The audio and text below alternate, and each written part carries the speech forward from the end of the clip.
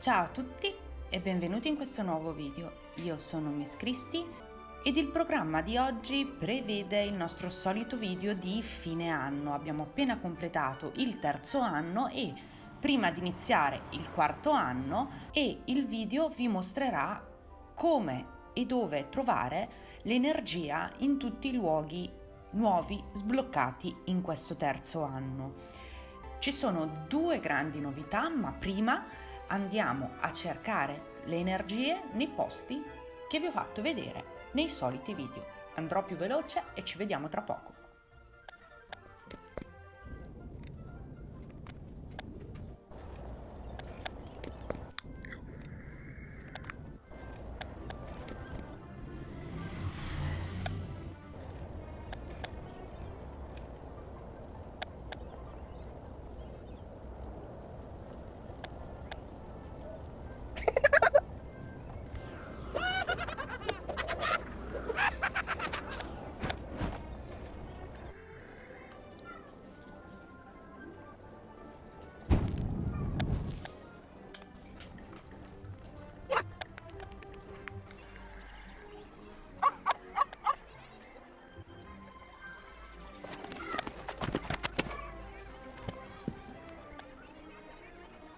Eccomi qui ritornata dalla ricerca dell'energia nei luoghi già sbloccati e già visti nei video precedenti. Vi ricordo che ci sono altri modi per acquisire dell'energia in più, dell'energia bonus, chiamiamola così, e sono giocando alle amichevoli di Quidditch allo stadio, vi faccio vedere, allo stadio di Quidditch, giocando alle amichevoli. Oppure possiamo trovarle nei sotterranei duellando nel club dei duellanti, quindi qui, oppure mangiando con un amico in sala grande al piano inferiore ovest, qui, oppure giocando a gobbiglie in cortile.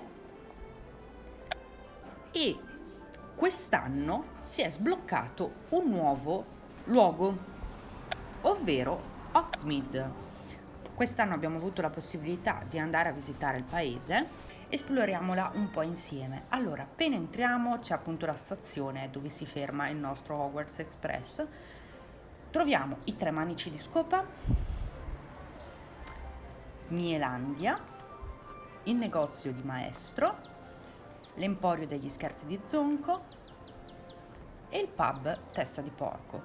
Questi sono i vari ambienti, i vari edifici che possiamo trovare e l'energia in questo luogo si trova esattamente tra Mielandia e i tre manici di scopa. Cliccando su questo studente ci verrà data un'energia in più. Inoltre in questo luogo possiamo andare ai tre manici di scopa e bere una burra birra con i nostri amici. Vi ricordo che raggiunto o superato un livello di amicizia con i nostri amici, questi ci daranno o delle gemme oppure un 5, 10 oppure 15 energie bonus.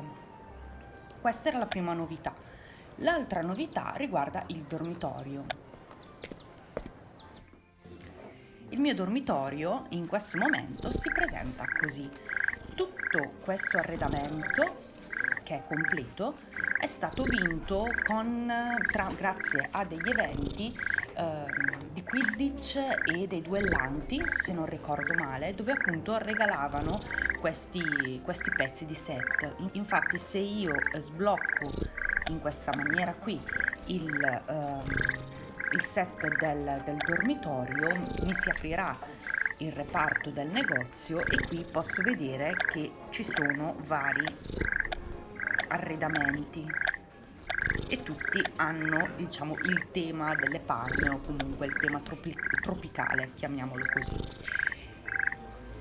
Gli oggetti all'interno del dormitorio: avevamo già visto la scacchiera e la cartolina di Chiara.